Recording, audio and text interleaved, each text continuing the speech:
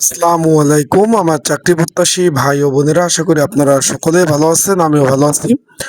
পরিকল্পনা মন্ত্রণালয় সকলে অবগত আছেন যে পরিকল্পনা বিভাগে গত 15ই অক্টোবর 2025 বিশাল বড় একটা নিয়োগ বিজ্ঞপ্তি প্রকাশ করে তার কিন্তু পরীক্ষার সময়সূচি প্রকাশ করে দিয়েছে। অলরেডি আপনারা এডমিট কার্ড ডাউনলোড করেছেন এবং অনেকে এখনো এডমিট কার্ড ডাউনলোড করতে পারেননি। তারা কিভাবে এডমিট কার্ড ডাউনলোড করবেন সেটা আমি বলে দিব।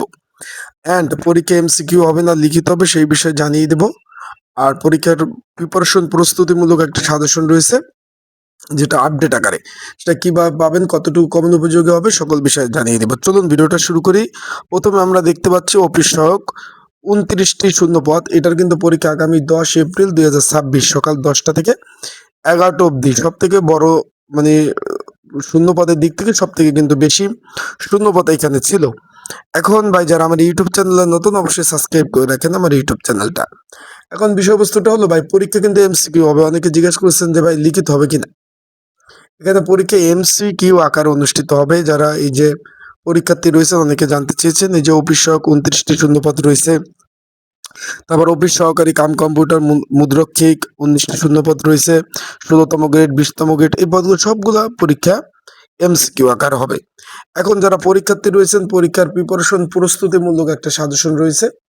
যদি আপনাদের কারো প্রয়োজন হয়ে থাকে যে ভাই আমার সাজেশনটা প্রয়োজন আছে, তারা এই যে স্ক্রিনের উপর যে হোয়াটসঅ্যাপ নাম্বার রয়েছে এই নাম্বারে আমাকে মেসেজ করতে পারেন, যোগাযোগ করতে পারেন। যোগাযোগ করলে আমি কিন্তু আপনাকে সাজেশনটা দিয়ে দেবো। যাদের প্রয়োজন আছে তারা এই যে স্ক্রিনের উপর হোয়াটসঅ্যাপ নাম্বার রয়েছে, ডিসক্রিপশন বক্সে নাম্বার রয়েছে, পিন কমেন্টে নাম্বার রয়েছে, এই নাম্বারে আমার সাথে যোগাযোগ করতে পারেন। যোগাযোগ করে আমি কিন্তু আপনাকে সাজেশনটা দিয়ে দেবো যদি প্রয়োজন হয়। যদি প্রয়োজন হয় অবশ্যই যোগাযোগ করেন, মেসেজ করেন যদি প্রয়োজন হয় সাজেশন। এখন এখানে যারা পরীক্ষার্থী রয়েছেন, পরীক্ষার হলে কি কি ডকুমেন্ট কাগজপত্র নিয়ে যাবেন, অলরেডি কিন্তু এডমিট কার্ডে ভাই সর্বোপরি বিস্তারিত বিষয় কিন্তু লেখা রয়েছে, আপনারা দেখে নিতে পারেন। তারপরও আপনাদের অনেকে বুঝতেছেন না যে ভাই আমি ঢাকাতে পরীক্ষা দিতে যাব, তাহলে আমি কি কি ডকুমেন্ট কি কি কাগজপত্র নিয়ে যাব, কোনটা নিলে আমার ভালো হবে, অনেকে মেসেজ করছেন।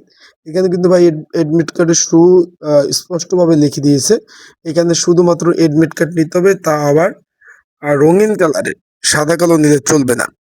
এখানে বলছে যে এমসিকিউর পরে যে কটা পরীক্ষা হবে সবগুলো পরীক্ষায় একই এডমিট কার্ড দ্বারা হবে, তাই আপনারা 4-5টা এডমিট কার্ড মানে প্রিন্ট করে রাখবেন।